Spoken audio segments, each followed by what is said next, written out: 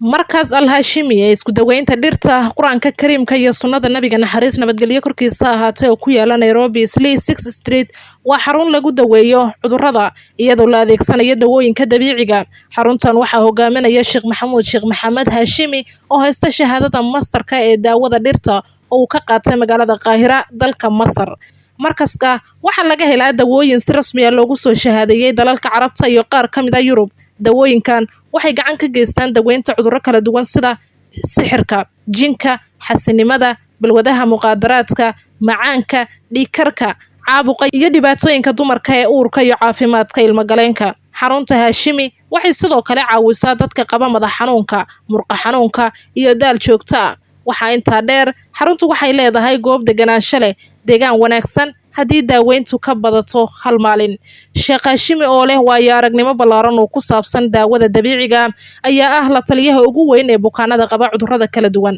Intaa waxaa dheer, markasku waxa uu bixiyaa tababaro iyo wacyigelin ku saabsan sida loo ilaashado caafimaadkaada iyadoo la adeegsanayo cunno caafimaad leh iyo dhirta dabiiciga. dadka doonaya inay bartaan daweynta dhaqanka iyo xiriirkeeda Quraanka ayaa ka faa'iideysan kara fursadahan waxbarasho. Xarunta Hashimi waxay ku dadaashaa inay isku xirto bukaanka iyo caafimaadka ruuxiga iyadoo Quraanka Kariimka iyo ducooyinka sunnada lagu daro daweynta. Habkan isku dhafan ayaa soo celinaya caafimaadka jirka iyo nafta labaduba, taasoo ka dhigaysa xarunta meel lagu kalsoonaan karo. waxaad la xiriiri kartaa xarunta adigoo maraya Sheekh Hashimi oo ah madaxa markaska al-Hashimi. بسم الله الرحمن الرحيم الحمد لله رب العالمين والعاقبة للمتقين ولا عدوان إلا على الظالمين وأشهد أن لا إله إلا الله وحده لا شريك له وأشهد أن محمدا عبده ورسوله ثم أما بعد السلام عليكم ورحمة الله وبركاته وسلام يا صحافة نجلس قيب الشيء قيبت مركز الهاشمي لعلاج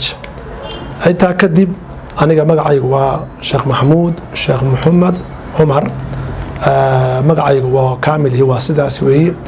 inta hadaan ka tago markaska magaciisa sida ku qoran boardka oo aad u jeedaan waxa la yiraahdaa markas al-Hashimi لعلاج بالأعشاب الطبيعية والقرآن الكريم والسنة النبوية صلى الله عليه وسلم iskugu jira waa dhir oo daawa oo hadana dabiiciya iyo quraanka kariimka iyo sunnada nabiga sallallahu alayhi wasallam marka laga yimaado dhirta dabiiciga laga yimaado oo naturalka ah oo loo yaqaan amba dibul badil af Carabi lagu dhahdaa waxay ka badal tahay wixii oo chemicalka ahaa ama dhaqaatiirtan kale oo dawooyinka siiya ay dabiici ahaan kuwa waa natural dabiici looga jeedaa waxa ku xiga waa quraanka kariimka quraanka kariimka ana shifadiisa iyo waxtarkiisa isaga hadda sharxi mayno because qof kasta ka dharagsan ma sha Allah waxaan si raacina oo si raacsan wa sunnada nabawiyyah sahiha sunnada nabiga sallallahu alayhi wasallam ee sahiha nabiga sallallahu alayhi wasallam ogsoonahay wuxuu ahaa tabiib ruuhi wal jasad waa dhakhtar oo daaweyn jiray ruuxda iyo markaas waxa weeye jasadka labadaba wuxuu ku daaweyn jiray xanuunka oo ruuxdii ah iyo cilaaj bil ahshab nabiga sallallahu alayhi wasallam wax badan wuxuu ka sheegay oo mucjisooyinka kamida dhir badan oo inoo sheegay baa jirta oo waxtar ah uu ku daaweyn jiray nabiga sallallahu alayhi wasallam geedaha si gaar ah u sheegay baa jira dhirtoo dhan waa daawo u badan tahay laakiin nabiga sallallahu alayhi wasallam waxa jira geedaha si gaar ah amba ahshab u sheegay oo waxtar leh baa jirta sinagu sallallahu habatu sawda dawaa li kulli daa illa sam يعني حبة السوداء واحد دواء كتاهي واحد كسر كدواء تاهي إلا جهري مويانه وأنتصار وحنا ساق عادنا يا مركا ما دام النبي صلى الله عليه وسلم أو عشاب تأماني واحترك هذا وحكش شيء دب العشاب كأي سونا كتير ماشى حديث تقص أرارتي عادي وبدنت لكن وحنا ساق كوبية جزاكم الله خير مركز كهذا بقى الهاشمي وحن بلوني لبدي يكون يلحية طبانكي أيام كبلوني نيروبي مركز كبلوني runtii aad waqtiga u koobnaa waana yaraa laakiin hadda baraanjo badan buu leeyahay runtii meelo badanna marka nafcigiisu uu gaaray sida marka Yurub America Aasiya Soomaaliya yaano runtii meelo badan buu markaas ayuu gaar nafcigiisu walillahi alhamdu ilaahi baana ku mahadsan jalla jalaaluhu wa admad asmaa'uhu wa la ilaha ghayruhu ilaahi ba marka shaafi wax daweeye laakiin intaan ka aragnay nafci badan buu marka dad kala kulmeen inta kadib markaas waxyaalaha uu xil saaran yahay amba daawooyinkiisa dadka markaas u gudbiyo waxaa ka mid ah amraadda ruuxiga ah. amraaddu waxay u qaybsantahay laba qaybood: amraad ruuxi oo nafta markaasi ku dhacda, ruuxda laftiga ku dhaca oo jasadka shaqo ku lahayn, iyo xanuuno ku dhaca jasadka keliya ta ku dhaca boodiga qofka. xanuunada ku dhaca ruuxda oo nafta keliya ku dhaca waxaa ka mid ah hurda la'aanta ka mid ah, ama waxa loo yaqaana maradul araq, hurda la'aanta. waxaa ka mid ah khawfun bilaa sabab, qofku wuu cabsanayaa sababna ma leh. waxaa ka mid ah markaasi waxa weeye qalaqun bilaa sabab, qofkii oo nicmo kasta ku jiro ilaahay u barwaaqeeyay ayaa waxaa arkaysaa isagoo woorin dareemaya oo murug badan dareemaya. amraadda waxaa loo yaqaana waa amraadda ruuxiga weeyaan. qofkii haddii la baadho waxba laga heli maayo,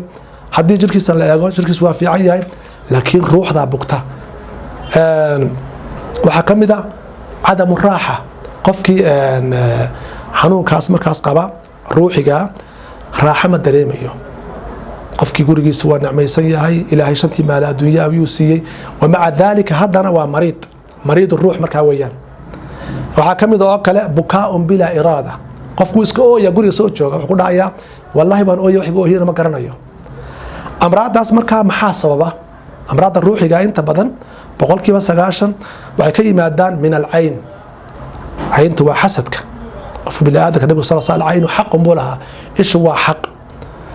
waxaa kaloo ka mid a xanuunka loo yaqaano sixirka, ilahay naga badbaadshe, oo runtii aad iyo aad Afrika ugu badan, oo dadku inta badan waxa weeyaan dhibaato badan kala kulmay, taasoo markii dambe ay iska daweey yidhahdeen khuraafaad iyo jid qaldan loo maray, oo qofkii haddana wax kale oo kasii daran uu qoorta loo sii geliyey, oo keliya lagu kaaftoonin qur-aanka lagu kaaftoomin. marka waxaa kaloo ka mid a jinka. saddexdaas shay oo caynta ka mid a, amba sixirka ka mid a, noocuu doonaha ahaadee, amba jinka ka mid a, saddexdaas markaas waxa weeyaan ayaa ta'hiir ku leh amba raadayn ku leh ruuxda. deeta qof markaas waxa weeye qofkii qof amraaddaas aan soo sheegano oo dhan ayaa ku dhacaya, dhakhtarna waxba kama qaban karayo. marka anagu maxaan hawshaasi kala hortagnaa amba ku saacidnaa? runtii waad ogsoontihiin oo meel kasta oo maanta wadanka adduunka ka jirta cilaaj baa ka jira, laakiin cilaajkaas waxaa laga yaabaa qofkii inuu ka badbadiyo oo intii sunnaha ayada ku dar yidhaahdo. waxyaalaha inta badan cilaajkiisu maaha aftahamnimona ma aha, wax oo markaas wax qof ku dar jeebkiisa ka darsanayana markaas kuma anfacayo. laakiin muhiimaddu waxay tahay inuu raaco dariiqii saxda ahaa oo cilaajka saxda ahaa. anagu markaa shakhsiyan mahan ka hadlayo 3 shay baa markaas amraadda ima soo sheegano oo ilaahay subxaanahu wa ta'aala na karsiiyey aan ku intifaacnay. runtii dadkuna nagu soo cesheen feedback oo noo sheegeen. maxaa ka mid ah الرقية. رقية معناه هو حلاك من الراقي وتفتي عادي أهيد نقف على قطفة وقيل من راق يا كطفة يا حلاك الرقية اللي وش يجيو وقفك وحكي ما دافكيسة وصوج على قفك كلا نافع هذا نفث أم بمركه طف وحصوج على وقفك كل كيس على قطفة يسوون أو دريمة. هذا هو الرقية. تصل الرقية بالريق بعدنا يشفى سقيمنا بإذن ربنا midka yaa candhuufta lagu caafiyaa kaayaga xanuunsanaya. waa xadiis nabi sallallahu alayhi wa sallam. ruqyadaas waa kow quraankii oo lagu akhriyo lagu tufay korkiisa lagu tufayo oo qofkii matalan oo kale waxaan ruqya la dhihi karin isagoo intaas oo mitir ku jira inaad tiraahdo quraanka ma akhriyo kadibna aad tiraahdo foo aad tiraahdo qofkii waxna ayna ka gaarin. taas waa quraankii barakadiisu leeyahay waa sax, laakiin ruqyadii saxda ahayd ma asiibin. جزاكم الله خير. وانا افكا u dhaweyso qofkii ku dhawaato deedna wax ka soo gaadhaan fara tiraahdo dareem markaas. ruqyada marka laga yimaado waxa kamid ah al-qusl qofku inuu qubaysto. taasna xadiis badan ku soo aroortay kulay oo laga dharagsan yahay oo geedaha sidriga oo kale gobka oo kale lagu qubaysto oo kale maxaa quraanka laftiisa xitaa ruqya ahaan waa loo tufi karaa. qodobka saddexaad oo aan oran karnay isaguna waxa weeyaan waa ku saacidnaa marka laga yimaado ruqyada iyo haddana qubayska waxa dara kamid ah saliidaha mujarrabaadka ah. sida mujarrabaadka maxaa kamid ah suyuud badan baa jirta oo la marsado oo loogu talagalay waxyaalahaas. badal maxaa kamid ah saliidahaas oo kale imiga saliidan oo kale hadda maxaa ku qoran al-hasad amba irqi nafsaka wa ahlaka. saliidaas runtii waa saliid mujarraba inta arkay taqriiban waxa oran karaa hadda waa 9 sano inta dadka siinayeen ruqyadaas iyo dariiqada aan marayay. dad badan oo dal iyo diyada jooga ilaahay ku anfacay jalla jalaaluhu ma oran kara iyada daateed waxa anfacday laakiin biidnillaahi bay ku anfacday runtii waa saliidaas aan hadda koobash ku qoran xasad ku qoran tahay xasadi oo mafuuta markaas qubayska oo kale waxa kamid ah gobkeeni caadiga ahaa 7 wariqaatin misirin 7 caleen oo gob ay dambi ku qoraan 7 caleen oo gob ah marka intaanu si casri ah u sameeynay aan ku subnay marka kuwan oo kale greenka ah green water kaasoo kale waxa weeyaan waa sidri waa gob weeye waxyaalaha loo isticmaalaa isha iyo qubayska matalan jinka oo kale amba caynta amba xasadka ay kamid tahay oo mujarabaad kamid ah اللهم صل على سيدنا محمد انت marka laga yimaado taas waa xaqii ruqyadii amraadii markaas waxa weeyaan loogu tala galay qofka markaasi ka cabanaya hurda la'aanta cabsida bilaa sababta oohinta raaxa la'aanta kulli waxa soo dhan si gaar ah hadana waxaan u sii saacidnaa saan isleeyahay amba dadka baa siino daawooyin baa jira oo amraadda cudbiga laga raacin karaaye ama jidka ku dhaco qof ku dhaco kale waxa kamid ah amraadu nisaa وحنا دمر كوجارك ما كمده إسقاط الجنين البيه بيجوادي ما مادي مركب بترنو كلا أور قاعدة أما بيش كوبات أما بيش اللبات تصدق حيلا تأفراد قدام بين وصار دعية رنت الدواوي ما جواد أنا أسينا دمر كنا عاصو كلا أسينا تطبضنا ويكون في جزاكم الله خيرا والدواوي مجرب هذا وحكمد الدواوي كان أكمد هذا ماشى كونا أكمد مركا وحيالها كينا دعس كينا sida mid loo kale in qof ka soo dhaco kale ilmuhu isaga la bilood ama bil jiro oo kale waxyaalaha ugu muhiimsan dabaysha kamid xanka loo yaqaan riixda marka taas sharax dheeraad ah ku sadarna u baahan tahay laakiin time ko yar baan soo koobaya daawooyinkan kamida aan siino oo runtii 3 daawo la isku daraa qof soo shaaw karsanaya makaanka marka heat siinaysa kuleel siinaysa iyo marka mathana amba adeeg bay siinaysa dadna ilmo soo laabanay biidnillah taala waxa kamida amraad aan isleenahay meesha ku saacidaan amraadda loo yaqaano dumarka aad ugu badan burada la yiraahdo burada marka si gaar ah bal intu saafiicnaan lahayd burada waa taqaanaa ama burabiyood ha ahaato ama buradii kale adkeyd ha ahaato daawadana siina daawadana tafsiil midna kale wada jeedaan waa minki weey buradina ay markaas waxa weeyaan ay ku dhex taalo dawada waa dawo waxa weeyaan sharoobana way jirtaa iyadoo markaa borderna way jirtaa labadaba markaa waxay keenaysaa waxay ka saacidaysaa qofka burooyinka halkii uu gal lahaa qofka amaliyad ama operation uu gal lahaa ay ka saacidaysaa dad badanna markaa siinay way nagu soo cesheen in ay ka bogsadeen oo qaliin loo diyaariyay jazaakumullahu khayran waxa kamid oo kale amraadu nisaa oo iyaduna markaa aan siino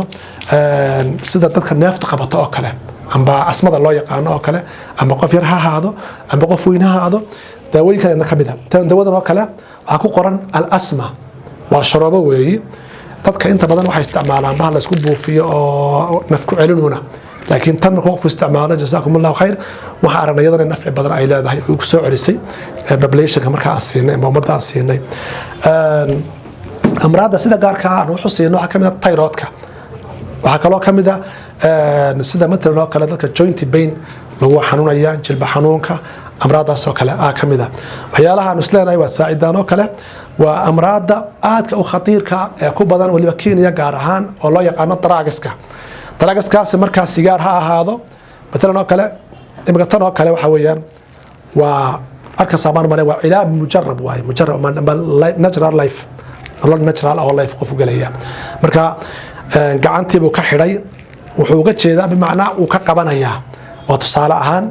marka daawadan waxa loo isticmaalaa dadka مثلا daraagiska nooc uu doona isticmaalo amba jaad ha cuno amba qamri ha cabo amba markaas waxa weeyaan xashiishad ha cabo wuxuu doona isticmaalo waa dawo boodhara markuu laba noocaas ka isticmaalo waxa weeyaan wixii uu isticmaali jiray waa anti qaad ama anti xashiish oo kale amba anti daraagis oo kale way ka joojinaysaa biidnillaahi tacaala waan aragnay markaas waxa kamid oo kale daraagiska ay isticmaalaan oo kale dadku waa taqaan Soomaalidu jaadka kamid ah oo bariyaan daba lagu buufiyo daraagis مثلا كلا تن وجاتك وقارتها سواء تخصيص سواء دوجي تمام مرينا iyadana marka dadkaan siinaa iyadana runtii daraagiska aad iyo nooc anfacda runtii kulay waanta miido arka samaan maranaya meel aan furnina way jirtaa oo dadka si gaara dadkaas iyaga loogu helbigarama loogu caawiyo markaas inta kadib waxay xagga qulqulka dhiig oo kale dad baa jira cholesterol qaba amba dhiigu matala fadhiisanayaan oo kale dawooyinkan ayagana siinaa iyaguna waa herbal waaye dhamaan waxa weeyaan waa qaybta wareega dhiiga socodka muxuu ahaa laba salaam maxamed xinjireysanka waxa dhan uu ka saacidaya waa uruqda oo dhan buu furfuraya marka isaguna aad buu saacidaa dadka inta badan cholesterolka qaba بارك الله فيكم waxaan ku dari lahaa oo kale autismka xanuunkaas isaguna runtii dawadiisu aad u yar tahay isagana waxaan doorkii 3 sano u dambeeyay aan helnay daawooyin muhiim ah oo qofka la siiyo qaarkood bodiga loo mariyaa oo masaaj ahaan baa loo sameeyaa qaarna afku ka isticmaalaya qaarna markaa wuu ismayl gareynaya amba urinaya oo arfinaya dawooyinkaasna aad bay u fiican yihiin qolooyin badan oo aan siinay autismkaas aad bay ugu fiicnaadeen xagga sonkorta oo kale iyadana waad ogsoon tihiin tanaan siinaa dawadan siinaa waa dawo iyaduna runtii waxa weeyaan aad u fiican oo mujarraba waa border way waana natural way 3 bilood ee hore qofku waxay ka joojinaysaa waxyaalahan soo raacaya kaadida oo borotiinaadka inta badan waxa ogsoonahay sonkortu qofku way fiiqdaa amba way caataysaa qofku dadna